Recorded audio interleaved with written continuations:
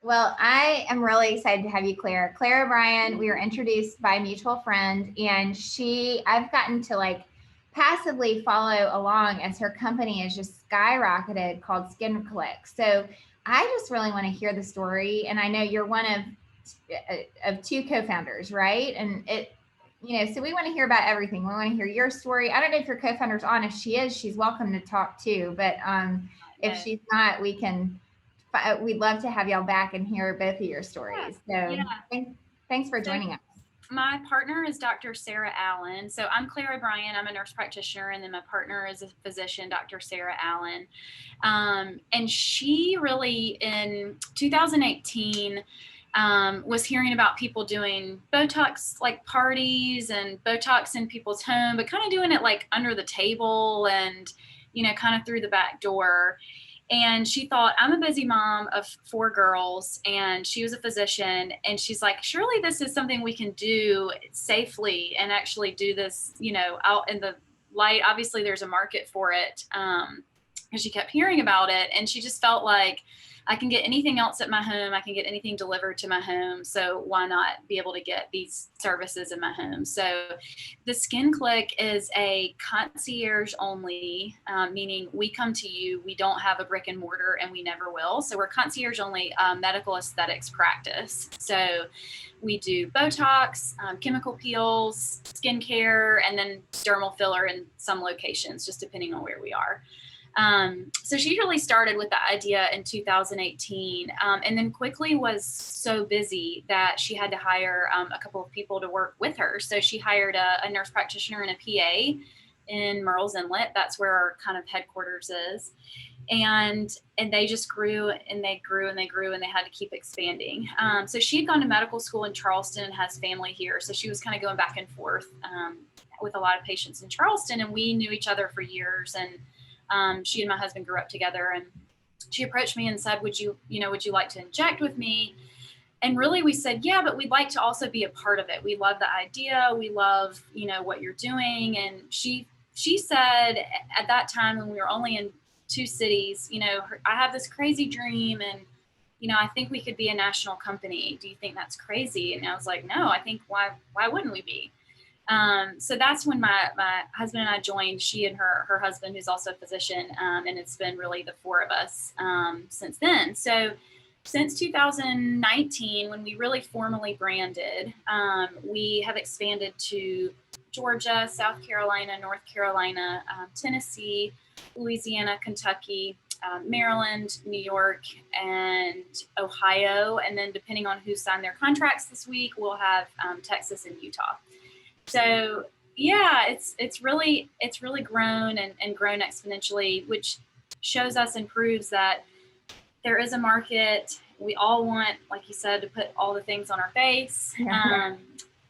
COVID was really interesting for us because it really showed us that people who were kind of naysayers about this model prior to COVID immediately pivoted to this model during COVID. So all of a sudden, this thing that was, looked kind of like, oh, I don't know if that, you could go to the office. What are you doing? Was like, oh, we'll come to you. How about drive up Botox? How about, this plastic surgeon or dermatologist can come to you now? And so it's just been really funny. So COVID was a great time for us to reflect and hone in on our processes and who we were hiring. We, now have this giant legal team that helps us expand and make sure we're doing things as safely as possible.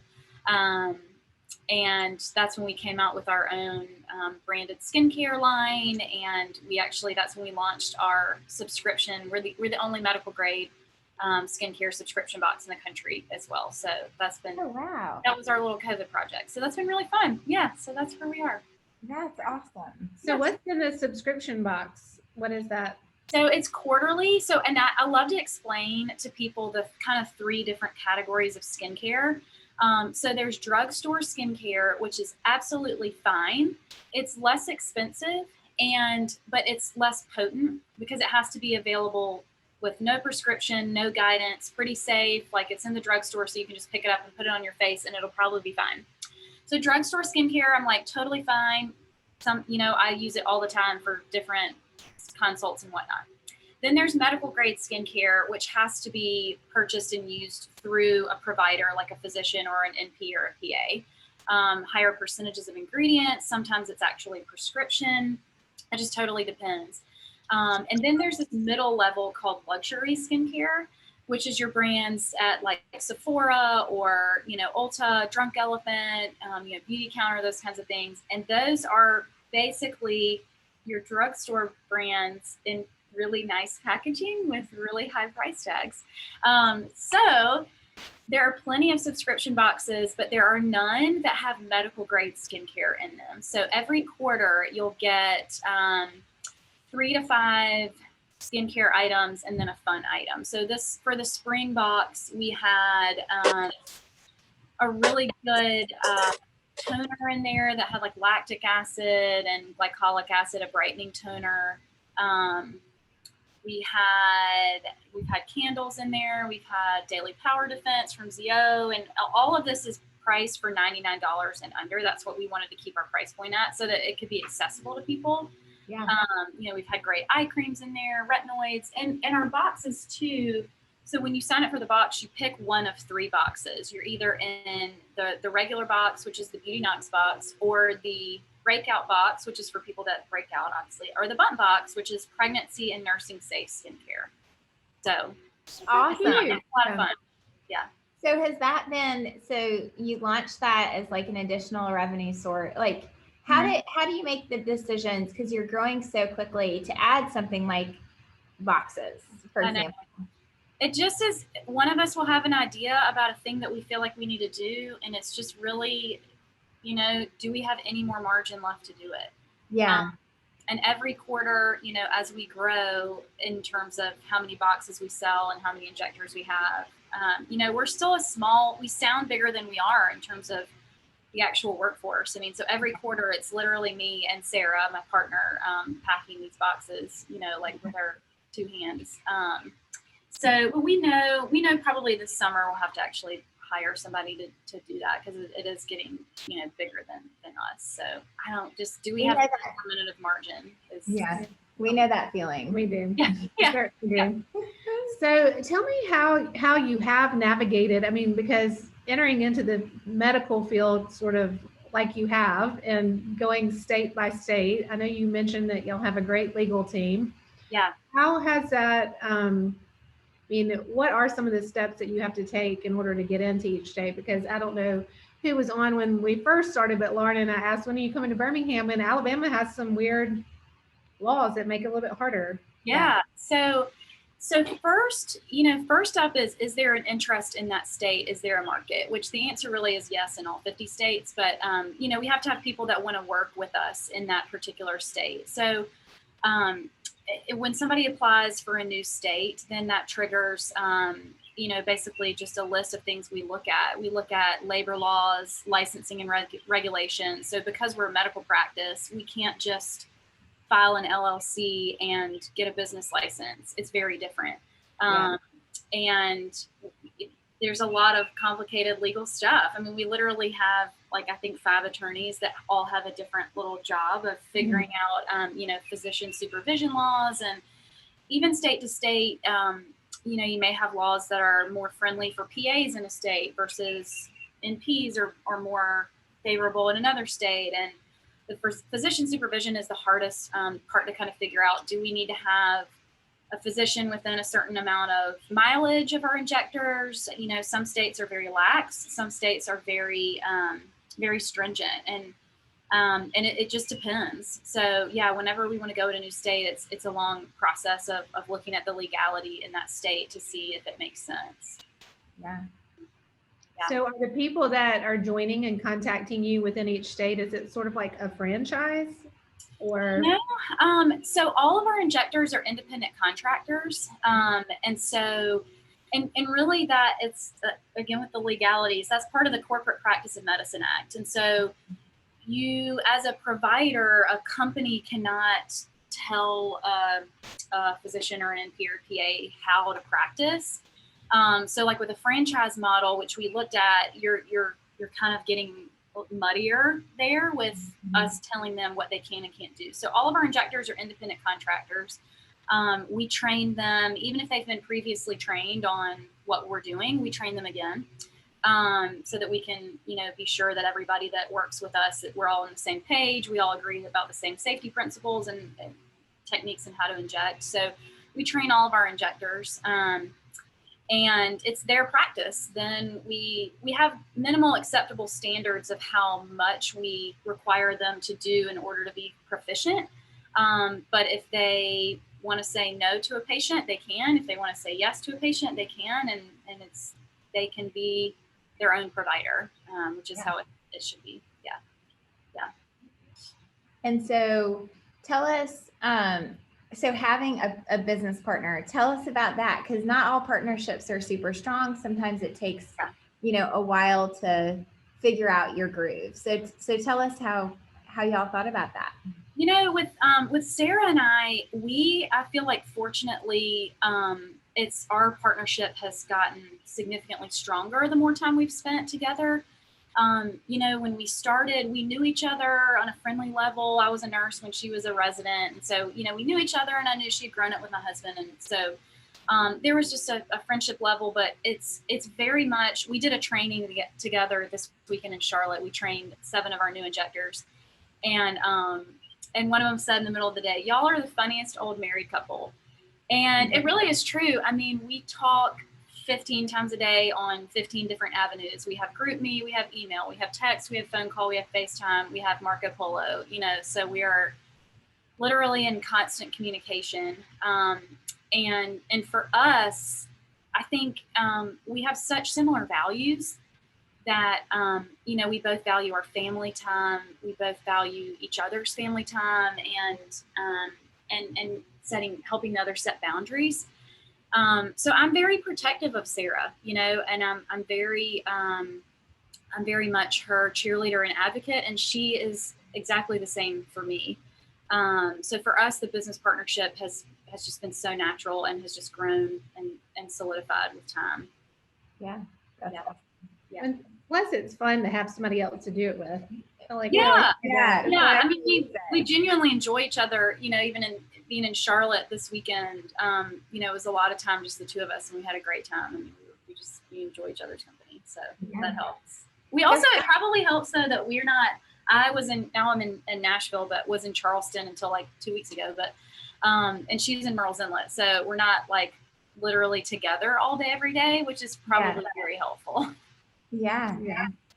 So tell us what it's like. I mean, so it's grown so quickly, and I know I keep going back to that, but like, how do y'all prepare for the next phase of growth? And you can get as like detailed as you feel comfortable. I mean, right now we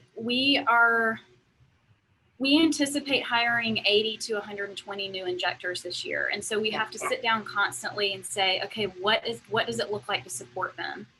Mm-hmm. And so we know that our next steps are to make strategic hires to support those injectors, and not just hire a bunch of people and then not be able to support them, right? So we just hired another admin person. We just hired a director of operations, because really we know what we know, which is medicine and how to practice.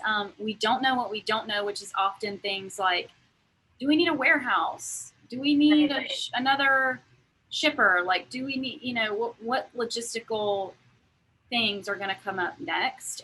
So for us, it's strategic hires this year. We know we just hired a marketing firm, and until now we haven't done any paid marketing. It's all been 100% word of mouth. And so our first marketing campaign will launch this summer, and it's like, okay, what if this actually really works? How how do we do that? So I think strategic hires this year, outside of just growth, because you can grow as much as you want, but if you don't have the support underneath, then it's not going to be good. It's so true. Yeah. All right. So how do we how, if somebody is in a state where you're off, they can come and hire you, I guess not in Alabama, but what does the process look like? Do you go online and schedule time and specific services? So right now, the way we have it set up is people either contact us through the website, which is like a request an appointment email, or through Instagram. And the reason is because everything is so personalized. You're literally coming to this person's house on their time, or their office, or their friend's house, or wherever. So we found that the traditional booking online really just didn't work for our patient or our provider. It was just too much. So you'll literally send us a message on Instagram and say, hey, I'm in Knoxville, Tennessee. I'd love some Botox next week. And I'm like, great, let me connect you with Tori Martin. What's your phone number? And so I'll put you on a text with that person, which is also very different. You know, you don't have your med spa's personal phone number or your dermatologist or whoever that's going to come to your house at 6 o'clock or 8 o'clock when your kids are in bed and do what you need. So it's very personalized, very, very, very unique. So yeah, just reaching out through either the website or Instagram right now. Yeah. That's so fun. And it really is. I love that. I know we're so jealous that we live in Alabama. We're like, oh, I wish Alabama could get this. We'll be the last one. Don't you worry. That's what all these lawyers are for. They can figure it out. They're going to figure it out for us. It's going to be great. Well, tell us, so what do you think's next? What are you really excited about? I know you're going to hire all those people. Mm-hmm. Tell us what else you're excited about. What's the next phase for SkinClick?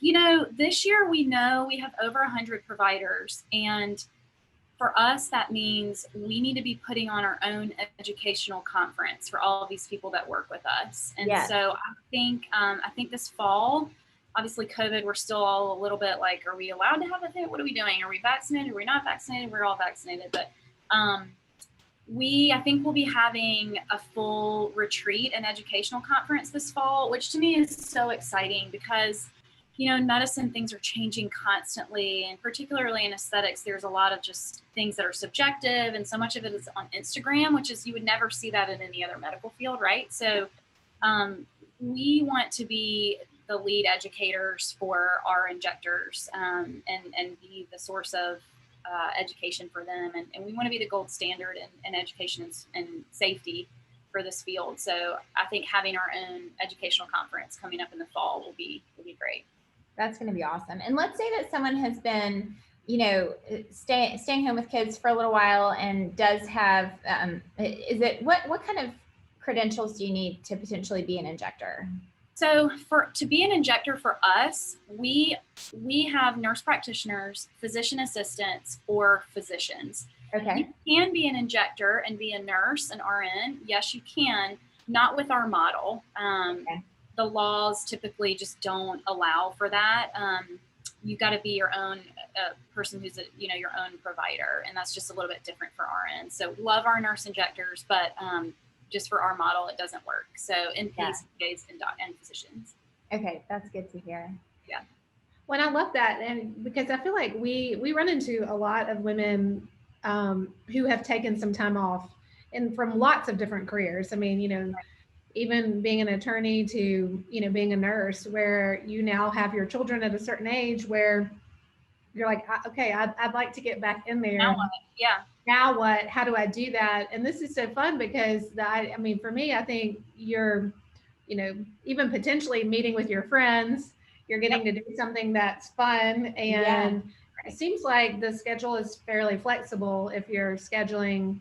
It is. It's really your practice and your schedule, which is so important. That was a huge thing for Dr. Allen too, starting this. You know, she was in a internal medicine setting, you know, for a long time and had 4 children and just knew, I don't want to do this anymore. And for women in medicine, you know, as great as it would be to say we can have it all, you know, the reality is you want to be able to leave if your kid gets sick, or you want to be able to cancel your day if there's a thing at school or whatever it is. And that's very difficult in medicine. I mean, that's why I left academia. I was in a practice that I loved for 10 years. But at some point I just said, I don't want to answer my emails 7 days a week. You know, I don't want to call people back at 9 o'clock at night and talk about cancer. You know, I did 10 years. I loved it. It was the hardest decision I ever made. I mean, leaving my job literally was the most difficult decision I ever made. But now being in a position where I can help foster boundaries, set your own schedule, be as busy as you want to be. You know, you can say no to this person if you're busy. It's Botox. No one's dying. Like, I'd love to do it tomorrow, but I can't. I'll do it the next day. And And so we're able to give that opportunity to a lot of women and to a lot of women too in medicine. In certain careers, you can do what's called moonlighting or, like pick up extra work outside your actual job. And Ps and PAs don't have as much of an opportunity for that. So for a lot of people, being able to work 1 or 2 extra days a week and make an extra, few $1,000s a month is unbelievable income for their family. So it's really a fun opportunity to be able to provide that for injectors. Yeah. That is amazing. Yeah. Well, we always say this towards the end. We want to have you and Dr. Allen back on if you'll have us when things slow down a little bit. We want to know everything about your skincare box, and I'm going to order one. Totally. But because I told you, I think we were going back and forth. I'm like, I'll put anything on my face. I really will. It's so sad. But anyway, it's just, you don't know. There's no real true norm as to like what a healthy routine should be. So it's confusing. And so everybody that orders a box with us too, it comes with either an NP, a PA, or a physician like phone number, email, routine, like here's call this person if you have questions or if you have a reaction, which you just can't get when you just go out and buy your skincare. And it's confusing. And so many people are completely confused by skincare. Totally get it. They really, and we just want our skin to look like yours. Oh yeah. So good. That's just what we need. We just want to look sweaty. Like that. Just sweaty. Glistening. It looks beautiful. It does. Well, I know I'd love to talk about it because also like from the Wealth Edit perspective, I mean, skincare and your investment in your face is a financial decision that many of us have to make and figure out how to prioritize. And oftentimes I feel like, you'll buy all the drugstore stuff, and by the time you've tried 12 of them that don't work, you might as well have just gotten exactly. You could have spent the money on one nice really nice. Whatever. No, I totally agree. You're exactly. We did have in our private practice, we did have our first client come in and say, as a line item, face, which I really liked. Actually, it's like a financial line item. I'm like, yes, exactly. I'm gonna add that into my face maintenance. Yeah, it just said face. We loved it. I know, we really did. It was a good one. Yeah. Well, tell us why you said yes to the Wealth Edit today.